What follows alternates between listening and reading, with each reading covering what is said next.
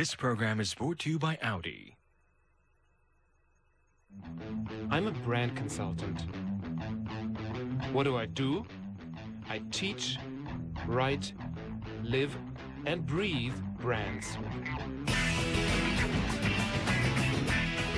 I'll be going on a journey to find the next big Asian brand.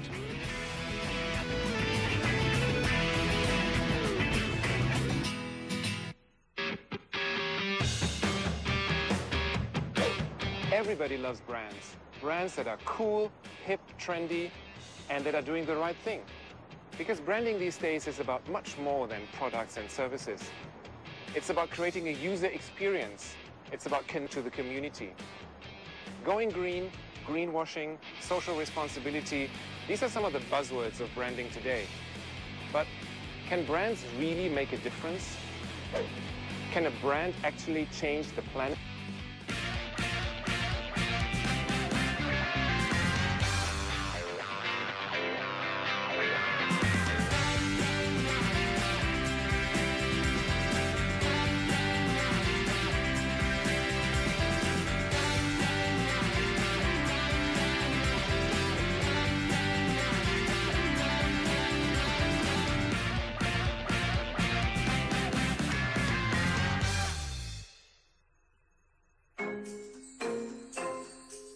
In this concluding episode of The Consultant, I'm in Singapore. Some time ago, all consumers wanted were a good brand name, good quality and price. But increasingly they're asking, how is this company treating its staff? The environment? How do they make the things they sell? Transparency and social responsibility have become important differentiators for brands. First in the West, but more and more here in Asia. From a small fishing village a century ago to a flourishing financial center with chic enclaves for entertainment, fashion and the arts, Singapore has come a long way.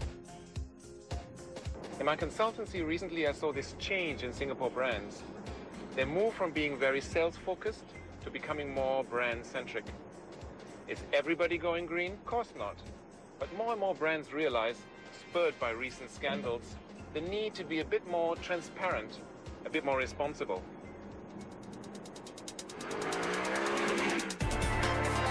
Singaporeans love their cars. This is a country where people actually change their car every 2 to 3 years and where style, class and a good drive are most important. Anything to impress the neighbors.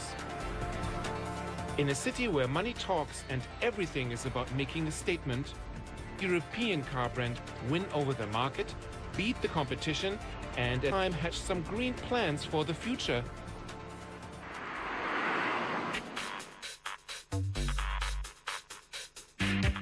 Started in Germany 100 years ago, Audi's brand core is progressive, sophisticated, and sporty.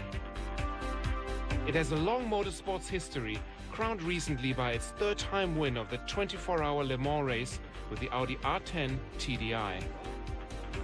And while the brand has done really well in overseas markets, it's been a bit under the radar in Asia.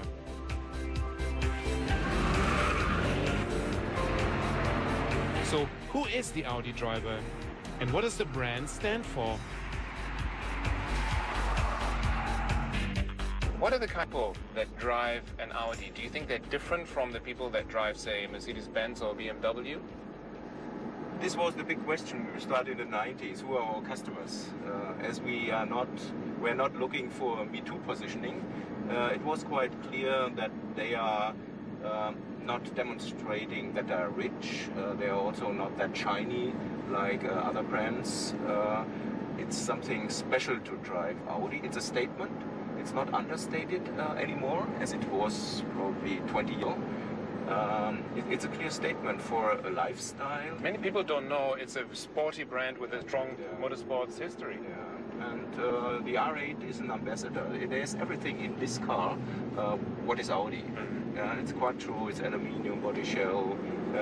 It's a car which is beautiful in the design.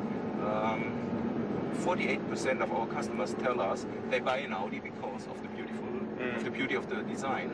And this striking design is something which made us strong in other markets. I totally believe the same story will be with Singapore. Okay. There's also this kind of green debate going on, right? What's the thing to do for a car manufacturer like Audi today and tomorrow? With hybrids, with CNG, with hydrogen and all these. It's still too expensive for customers. And therefore the strong belief of Audi is we should first introduce the technology which the customers can afford and which give the results now, not in the future. Which is what? Which is direct injection, and especially in the context of a city, the TDI technology, which is a diesel technology. Direct injection because it saves petrol. It saves petrol, it's reduced CO2 emissions, and if we introduce for all passenger cars, let's say just Dream, we introduce all passenger cars as diesel, we just cut the consumption to half. So which is a reduction in CO2, which is really significant yeah. At the end of the day. You want to show me what this car can do?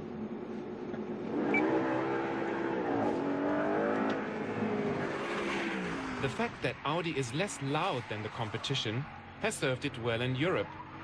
And here in Asia, where people still want to make a statement, but a different statement, they're even riding a trend. The brand's challenge lies in winning over new customers in Asia's less developed countries.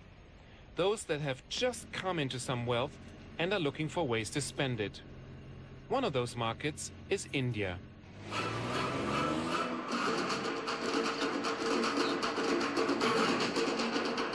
You're looking after Audi in the India market. It's a relatively recent arrival. How's it doing? It's doing great. It's a fantastic time for Audi in India. We started actually the company only in March 2007. So you see it's just a little bit more than 1 year old. Yeah. And already we're on a growth rate of 3-digit growth rate, 200% sales growth. And we starting from scratch. We established already 12 dealerships. We started a manufacturing facility. So you're building cars in India? We are assembling cars in India. What do you think is it in your brand, in the Audi brand, that could appeal to people in India? The first thing we learned is people are not driving in India. People have drivers, have chauffeurs.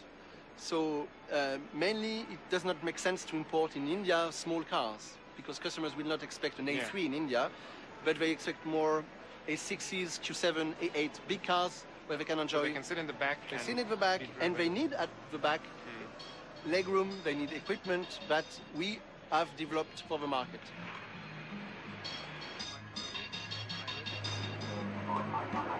You assemble cars in India.